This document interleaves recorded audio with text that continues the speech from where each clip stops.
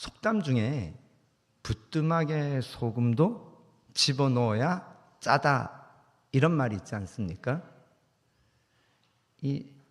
요즘 부뚜막이 없어졌잖아요. 그러니까 이제 속담을 바꿔야 되죠. 싱크대 안에 소금통 안에 있는 소금도 집어넣어야 짜다. 그러니까 싱크대에 있는 소금도 집어넣어야 짜다. 이 본문을 이렇게 묵상하다 보면 자꾸 그 이미지가 생각이 나요. 그러니까 소금통에 있는 소금은 모양이 하얗고 알갱이죠. 근데 음식에 들어가 있는 소금은 모양이 없어요. 색깔도 없어요. 왜냐하면 녹아졌기 때문이죠. 그러니까 소금이 모양으로는 두 가지 모양으로 존재하는 거죠. 하나는 하얀 알갱이 모습으로 존재하는 소금이 있고, 하나는 모양이 없어요. 근데 맛은 있어요. 그러니까 소금은 두 가지 모양으로 존재하는데, 하얀 알갱이로 존재하든 녹아져서 모양이 없든 본질은, 소금의 진짜 생명은 짠맛이라는 거죠. 이 말씀이에요. 그렇지 않습니까? 그러면 짠맛이 본질이에요? 모양이 본질이에요? 그렇습니다. 예수님이 이 말씀을 통해서요, 어쩌면 우리에게 본질과 비본질을 말씀하는 것일 수도 있겠어요. 물론 다른 내용도 있겠지만 그 다른 내용, 정말 예수님이 하고 싶은 내용으로 가기 전에 저는 소금의 본질인 짠맛하고 소금의 모양이라는 비본질, 이거를 어쩌면 오늘 문화부니까 찬양대와 관련해서 한번 좀 이런 말씀을 좀 나누고 싶어요. 여러분 혹시 예전에 기억나시겠지만 여기 드럼이 있지만, 우리 드럼 치는 우리 집사님이세요? 네. 이 드럼이 교회에 들어오기까지 참 우여곡절이 많았던 거 혹시 기억나시나요? 아픔이 있죠. 왜냐하면 드럼을 우리가 교회에서는 예전에는 주로 오르간이나 피아노가 주로 있었고, 기타는 그래도 쉽게 들어왔는데, 드럼이 들어올 때 우리 횡성감리교는 옛날에 어땠는지 모르겠지만 교회마다 진통을 겪었습니다. 왜냐하면 드럼이 가요 막 이런 거에 쓰는 악기로 우리가 인식이 되어가지고 드럼을 예배당에 들어와서 드럼으로 연주하는 거에 대해서 불편해하는 성도들과 불편한 교회들이 있었어요. 그래서 어느 교회에 이렇게 오래된 교회를 한번 방문한 적이 있는데, 그 교회가 한참 성장하다가 쑥 하고 이 성장이 정체되어지고 이것이 좀 쇠락하게 된 계기를 누가 설명을 하더라. 그 교회인 성도님이요. 드럼 때문이었대요. 젊은 사람들은 드럼과 함께 그 당시에 한참 이렇게 유행하던 복음성가를 정말 뜨겁게 신나게 찬양하고 싶은데, 교회에서 드럼이 안으로 들어와서 하는 거에 대해서 찬성하는 파와 반대하는 파가 생겼다라는 거예요. 결국 드럼을 반대하는 파가 승리를 했고, 그래서 드럼이 교회 안에 못 들어오게 됐고, 드럼이 못 들어오니까 젊은 사람들이 떠나가 버렸다라는 거예요. 그러면서 그 교회가 고령화가 되면서 역사와 전통이 있던 교회가 이게 성장이 멈춰지면서 굉장히 힘든 이야기를 제가 직접 들은 적이 있습니다. 찬양의 본질은 뭘까요? 하나님께 우리의 고백을 담아 노래하는 거지 않겠습니까? 음악으로요.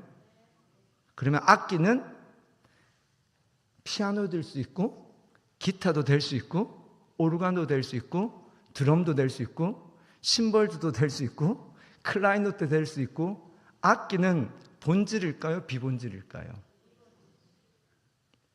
그런 부분에서 우리가 익숙하다라는 것 때문에, 우리가 낯설다라는 것 때문에 본질과 비본질이 구분되지 않아서 정말 그거를 불필요한 것 때문에 안타까운 어떤 결과를 일으킬 때가 있죠. 루터가 종교개혁을 했을 때 가장 중요하게 했던 그 루터의 공헌 중에 하나가 교회 음악이라고 합니다. 루터는 내주는 강한 성이요라는 이 찬송을 작곡한 분이고요. 이분은 얘기하기를 뭐라고 그랬냐면 이 음악은 신앙을 지키고 영혼을 맑게 하는 거다. 그래서 말씀 다음으로 찬양이 가장 칭송받을 만한 영적 도구다. 그런 얘기를 했다고 그래요. 그래서 루터는 이 교회 음악, 교회에서 이 악기와 음악을 가지고 하나님을 찬양하는데 매우 중요하게 생각했대요. 그러다가 어느 날 길을 지나가는데 저도 들은 얘기예요. 선술집에서 사람들이 그렇게 신나게 노래하더래요. 왜 선술집에 있는 사람들은 저렇게 신나게 노래하는데 왜 교회 안에 있는 우리 성도들은 하나님을 기쁨으로 신나게 찬양하지 못할까? 이 고민이 있었대요. 그래서 선술집을 안에 봤는데 그 안에 피아노가 그렇게 연주를 하면서 사람들 즐겁게 노래를 하더래요. 피아노를 교회에 가지고 들어오자. 그래서 피아노는 선술집에서 마치 드럼처럼 그렇게 치던 악기였대요. 그거를 성도님들이 하나님을 더 기쁘게 찬양할 수 있는 수단과 도구로 들어온 거죠. 그래서 교회 음악을 통해서 종교개혁이 훨씬 더 힘있게 진행될 수 있었다고 합니다. 드럼이 교회 안에 들어오는 것과 피아노가 교회 안에 들어온 것, 역사가 조금 비슷하지 않습니까? 본질은 하나님을 찬양하는 거고, 그게 피아노일 수도 있고 드럼일 수도 있는 거죠. 근데 생각보다 우리가 교회에서 이 본질과 비본질에 대해서 이것을 우리가 내가 익숙한 게 본질이라고 생각하는 경향이 있기 때문에 이런 안타까움이 생기는 거죠. 이민교회를 목회한 목사님의 이야기를 들었어요. 저는 이민교회를 목회하지 않았어요. 어떤 교회가 교회를 리모델링 했는데, 미국의 교회예요. 이 강단의 색깔을 전통적으로는 빨간색이 많았죠. 빨간 카펫이. 근데 새로운 감각을 가진 성도님들이 있었나 봐요. 아니야, 이번에는 초록빛 카펫으로 하자라는 의견을 냈대요.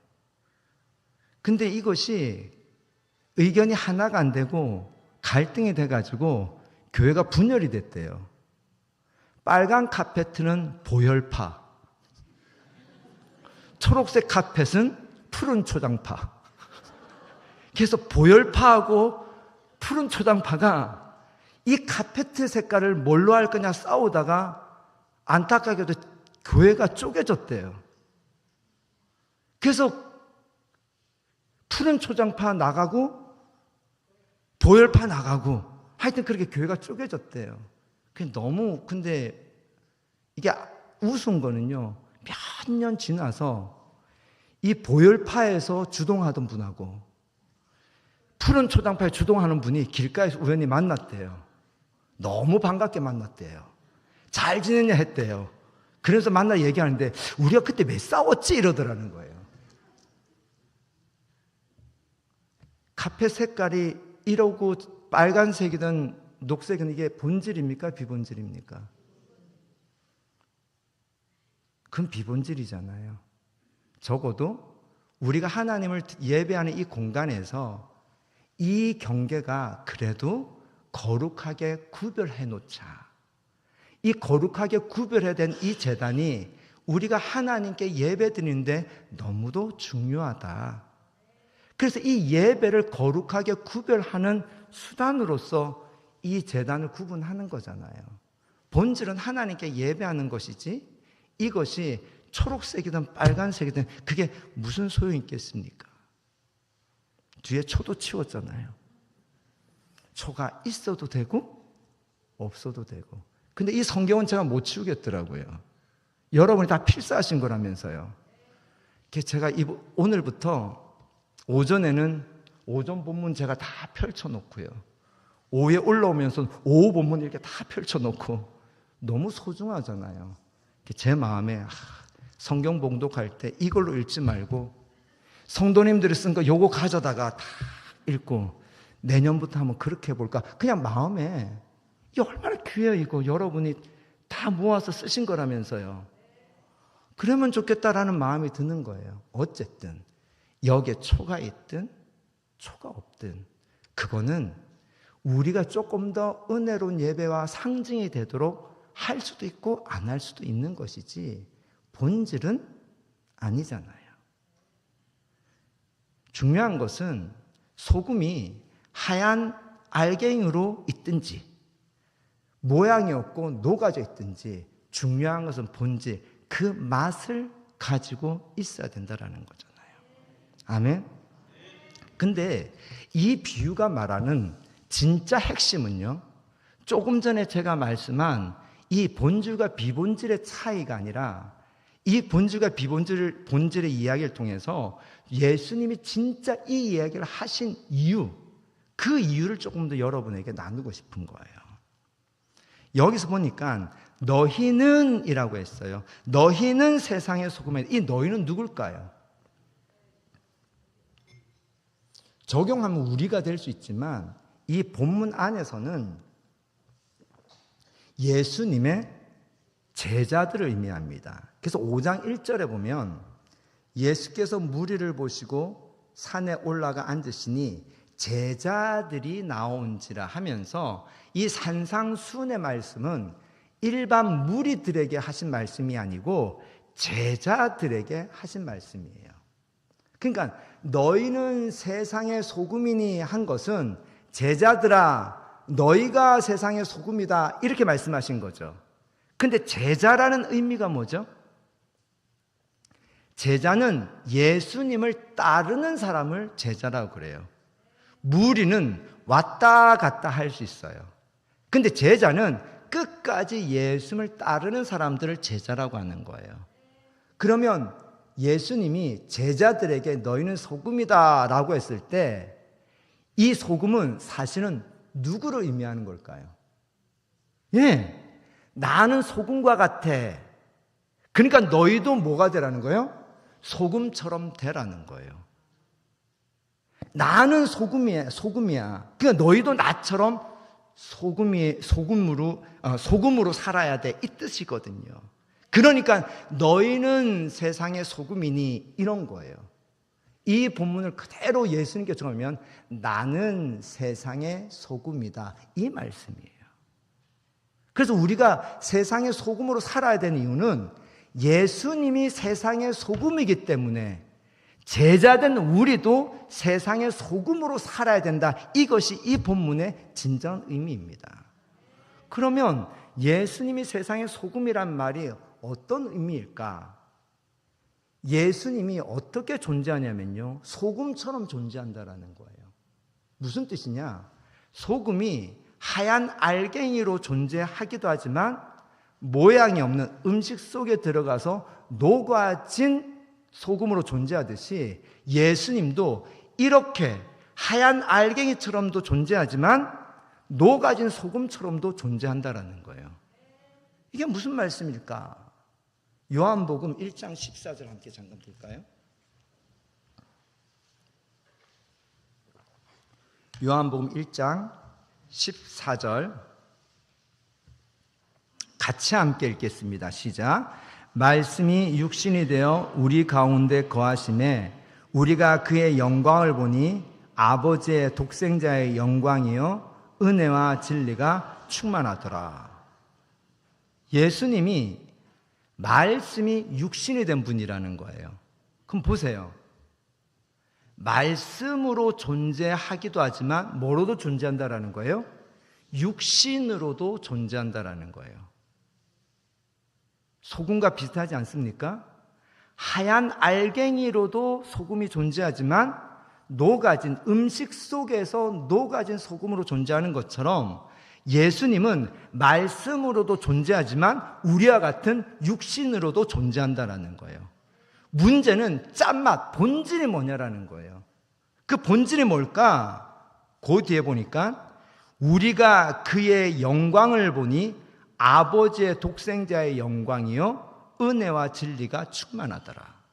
즉 예수의 본질은 하나님의 영광과 은혜와 진리라는 거예요. 이것이 마치 소금의 짠맛처럼 예수님의 본질이라는 거예요. 아버지의 그러니까 영광과 은혜와 진리가 본질인데 그것이 말씀이라는 형태로도 존재하지만 어떻게 해요? 우리와 같은 육신으로도 존재한다라는 거예요. 아멘. 즉 이것은 예수님이 모습이 변하는 거죠. 다른 모습으로 우리에게 나타나실 수 있다라는 거예요.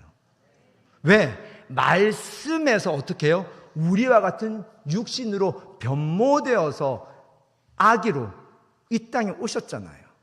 그렇지만 본질은 뭐예요? 본질은 살아계신 하나님이며 그의 영광이자 은혜와 진리가 본질이잖아요. 창세기 18장을 잠깐 함께 볼까요? 창세기 18장 1절에 보면 창세기 18장 1절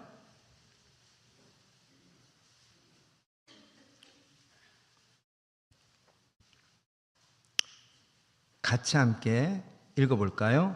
여호와께서 마므레의 상수리 나무들이 있는 곳에서 아브라함에게 나타나시니라. 날이 뜨거울 때에 그가 장장문 여기 보니까 뭐라고 됐냐면요, 여호와께서 어디에서요? 마므레의 상수리 나무들이 있는 곳에서 누구에게? 어떻게 하셨다고요? 그냥 표현 자체가 뭐라고 되어 있습니까? 나타나셨다라는 거. 하나님이 나타나셨대요. 근데 어떤 모습으로 나타났냐면 2절에 보세요. 눈을 들어본 즉 사람 셋이 맞은편에 서 있는지라. 그러니까 아브라함에게 하나님이 지금 어떤 모습으로 나타났다라는 거예요? 사람 셋, 나그네 세 사람의 모습으로 나타났다라는 거예요. 이게 놀라운 겁니다. 예수님이 말씀으로 존재하지만 육신으로도 존재한 것처럼 하나님이 지금 아브라함에게 어떻게 해요? 세 명의 나그네의 모습으로 나타났다라는 거예요. 그런데 아브라함은 이 나그네 세 명이 하나님인 줄 알았어요, 몰랐어요? 이게 또 중요한 거예요. 몰랐어요. 그런데 나그네가 지나가니까 어떻게 해요? 얼마나 목마르고 지치고 배고플까 싶어서 들어오게 한 거예요.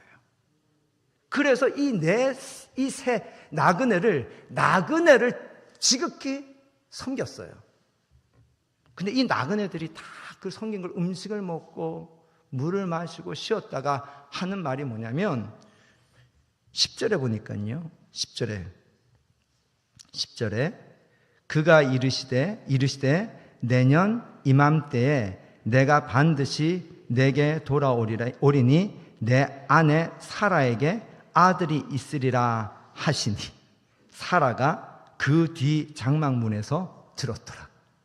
이 나그네들이 그걸 다 먹고 약속된 아들을 이 90세가 되도록 낳지 못하는, 잉태하지 못하는 이 사라에게 뭐라고 얘기하냐면요, 네 아내 사라가 내년 이맘때에 아들을 낳을 거라는 거예요. 그럼 보세요. 사라의 임신은 언제 이루어졌나요? 지금 나그네를 섬겼을 때 사라의 임신이 이루어졌다는 겁니다. 생리학적으로는 사라는 임신할 수 없는 여인이었어요. 그런데 생리학적으로 생물학적으로 임신할 수 없는 이 사라가 임신을 하게 된 이 때가 언제냐면 바로 지나가는 나그네를 아브라함이 섬기고 영접했을 때였다라는 겁니다. 근데 중요한 것은요, 아브라함은 그 나그네 셋이 하나님인 줄 몰랐다라는 거예요. 근데 결국 나그네를 섬긴 줄 알았는데 하나님을 섬겼던 거예요. 하나님은 지금도 우리 가운데 이렇게 존재하십니다.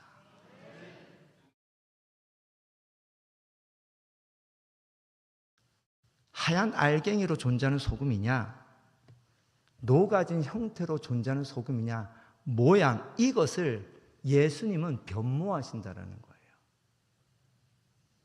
나는 소금이야, 너희도 소금이 돼. 이 뜻은 소금은 이렇게도 존재하고 저렇게도 존재하면서 짠맛을 잃지 않고 짤맛을 어떻게 해요?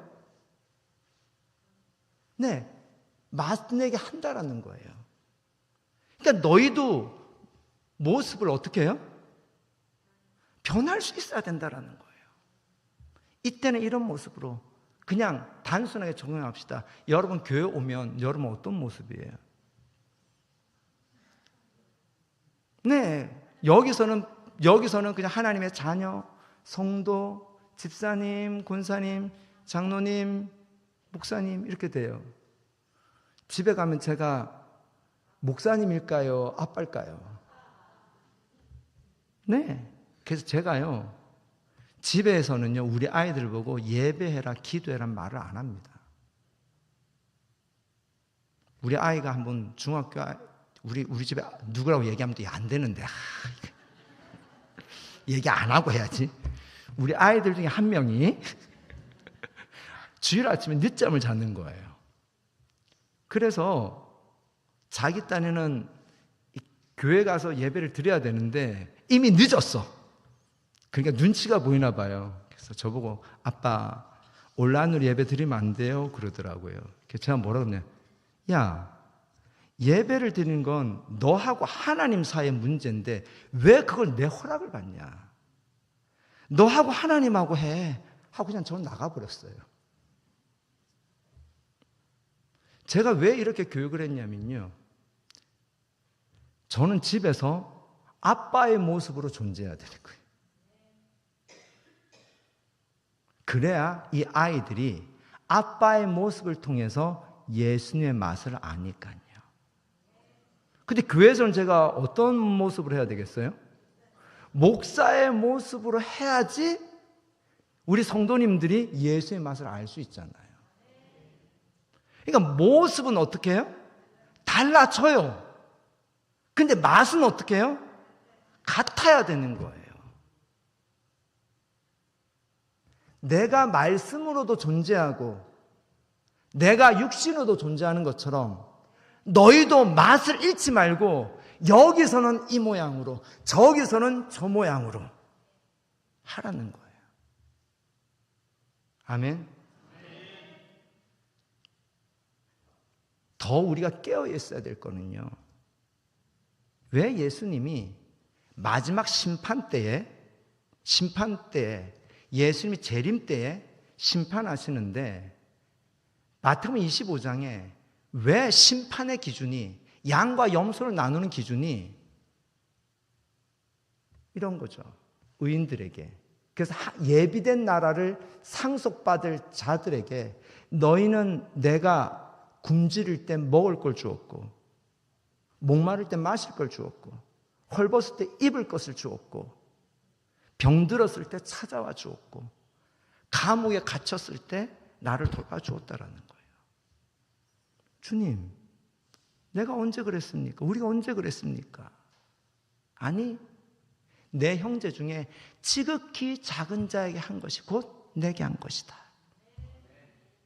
그럼 보세요. 하나님이 나그네의 모습으로 아브라함에 나타났던 것처럼 예수님은 결국 우리에게 어떤 모습으로 나타난다라는 거예요? 지극히 작은 자의 모습으로 나타난다라는 거예요.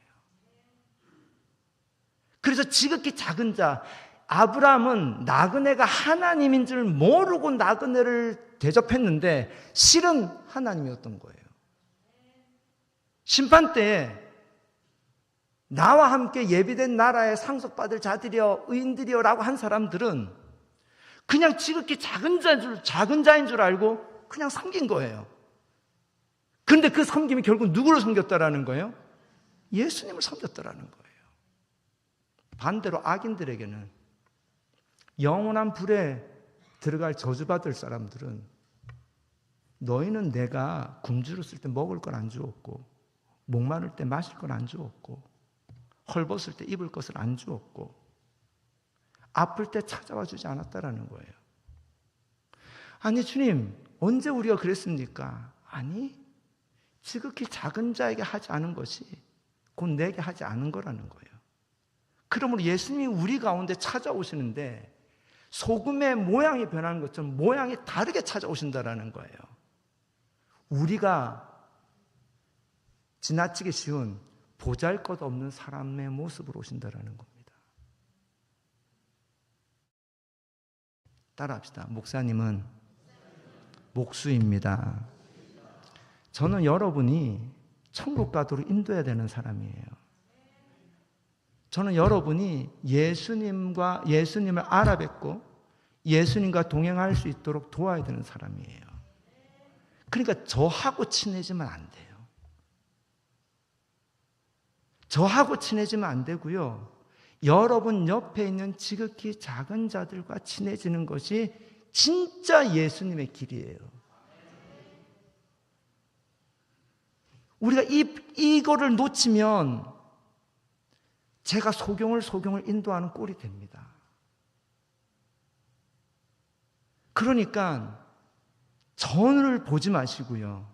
누굴 봐야 되냐면 예수님을 봐야 돼요.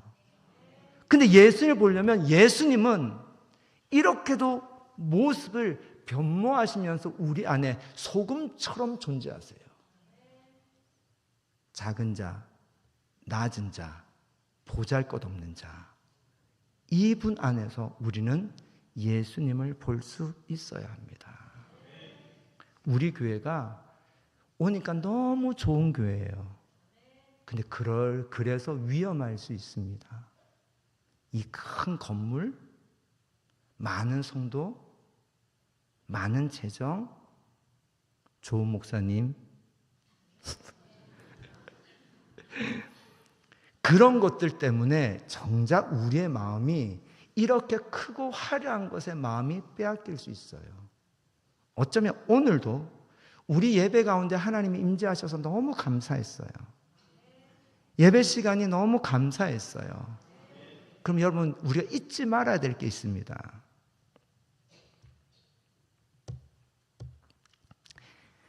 왜 우리가 외갑천 교회를 축복했을까요? 그 교회에서 예배드리는 목사님은 얼마나 외로울까? 그 교회에서 예배드리는 성도들은 얼마나 외로울까? 우리가 이걸 잊지 말아야 돼요. 오히려 그 교회에 마음을 둬야 됩니다. 성교에 우리 너무 귀해요. 가서 섬겨야 되죠. 우리가 보아야 될 것은 그런 교회를 우리가 볼 때 똑같이 예수님 오셨을 때 만약에 횡성교회를 예수님이 심판하신다고 했을 때 너희는 지극히 작은 자에게 한 것이 곧 내게 한 것이다 라는 말씀을 들어야 되지 않겠습니까? 우리 교회 좋다고 우리끼리 칭찬하다가 우리가 사망의 길로 갈 수 있습니다. 너희는 세상의 소금이니, 이 말씀을 예수님이 내가 세상의 소금이야, 나처럼 너희도 세상의 소금이 돼, 이렇게 받아들이고요.